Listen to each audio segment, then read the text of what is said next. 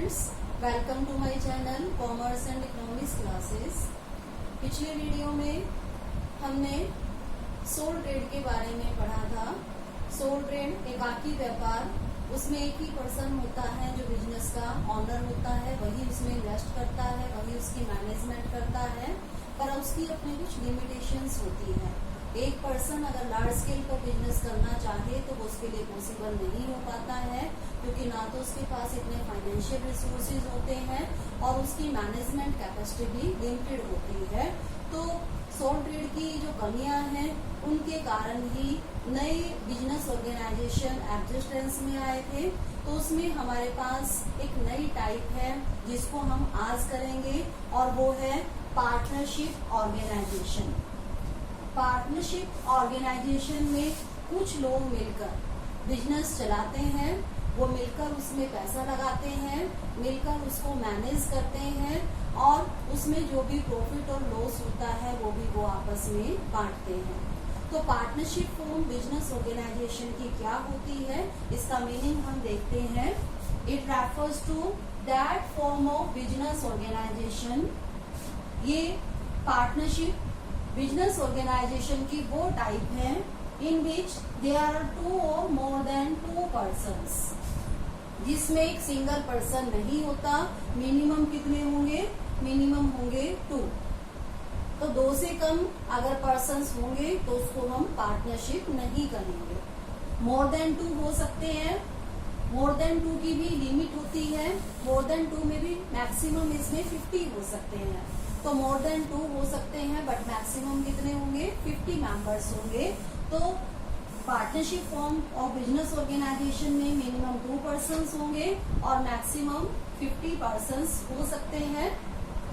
Persons आगे है इसमें willingly join and agree to run some lawful business.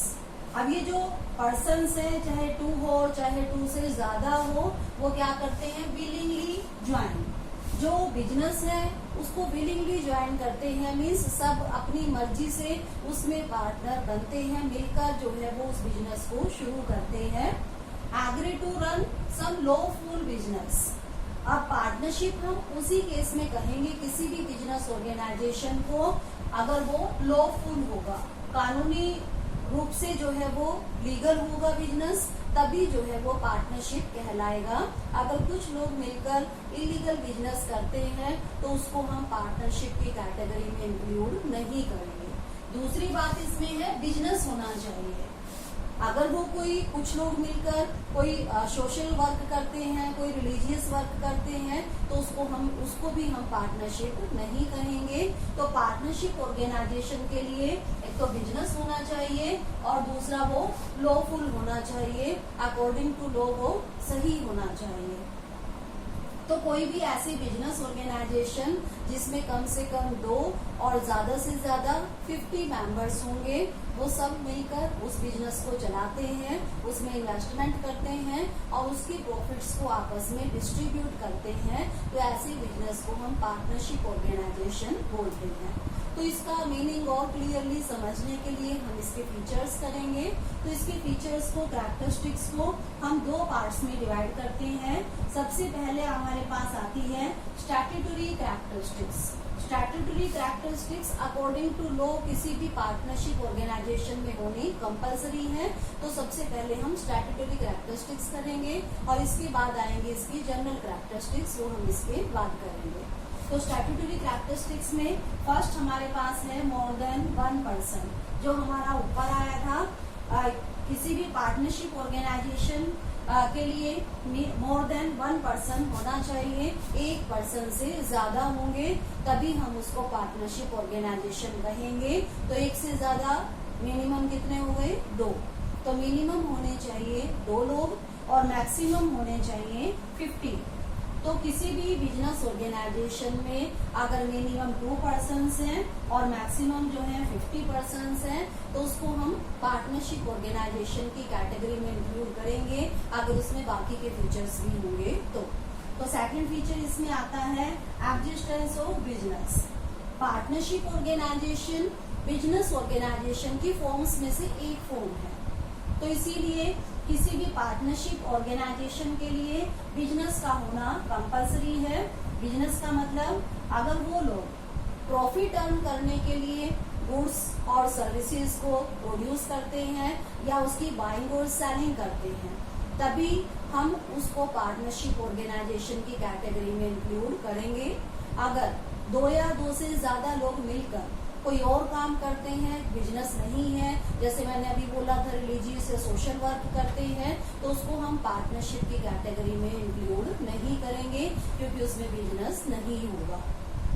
इसके बाद नेक्स्ट हमारे पास आता है इसमें फीचर में contractual relationships.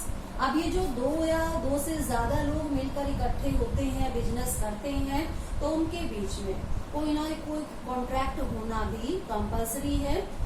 Division of profit के बारे में, बिजनेस की मैनेजमेंट के बारे में, और बिजनेस में कितना इन्वेस्ट किस पर्सन ने करना है, और भी बहुत सी बातें होती हैं जिसके बारे में उनके सबके बीच में कोई ना कोई कॉन्ट्रैक्ट होना जरूरी है। अब ये जरूरी नहीं है कि वो कॉन्ट्रैक्ट रिटन में ही हो, कॉन्ट्रैक्ट ओरल भी हो सकता है। तो रिटन या ओरल कॉन्ट्रैक्ट उनमें होना जरूरी है। जब भी कुछ लोग मिलकर बिजनेस करेंगे पार्टनरशिप में, तो सबसे पहले उनके बीच में रिटन या ओरल कॉन्ट्रैक्ट होना जरूरी है। इसके बाद इसमें है profit motive and sharing of profits.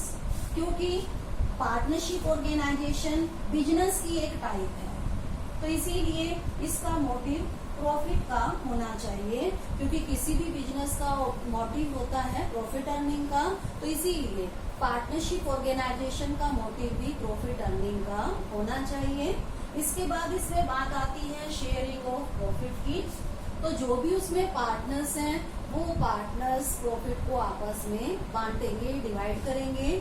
अब डिवाइड करने के लिए उनकी रेशियो क्या होगी, ये उनके कॉन्ट्रैक्ट के ऊपर डिपेंड करता है। जो वो कॉन्ट्रैक्ट करेंगे, जैसे हमने थर्ड पॉइंट में बात की थी, तो किस रेशियो में वो उस प्रॉफिट को डिवाइड करेंगे, वो उनके कॉन्ट्रैक्ट के ऊपर डिपेंड करता है। वो इक्वल भी हो सकता है और अनइक्वल भी हो सकता है।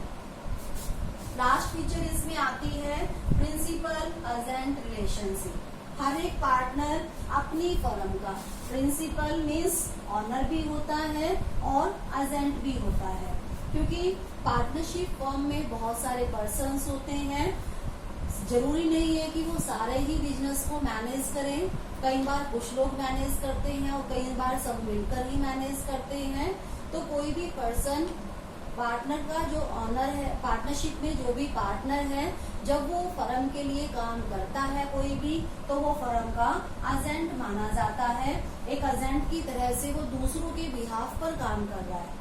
जो भी वो काम करेगा उसके लिए वो अकेला रिस्पॉन्सिबल नहीं होगा, क्योंकि वो पर्सनल काम नहीं कर रहा है, वो फर्म के लिए काम कर रहा है, तो उसके लिए सभी रिस्पॉन्सिबल होंगे। तो वो एक एजेंट की तरह से काम करेगा, उसके काम के लिए सभी पार्टनर्स रिस्पॉन्सिबल होंगे। इसी तरह से वो भी दूसरे पार्टनर्स के किए गए कामों के लिए रिस्पॉन्सिबल होगा।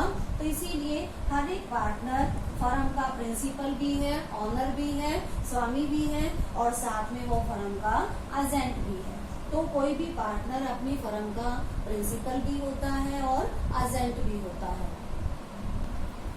तो स्टूडेंट्स, स्टैट्यूटरी कैरेक्टरिस्टिक्स के बाद अब हम इसकी सेकंड टाइप ऑफ कैरेक्टरिस्टिक्स करेंगे, वो है general characteristics. General characteristics partnership की वो कैरेक्टरिस्टिक्स हैं जो कि हर एक पार्टनरशिप में जनरली पाई जाती है। अकॉर्डिंग टू लॉ होना या ना होने की बात नहीं है, वो होती ही है किसी भी पार्टनरशिप फॉर्म में।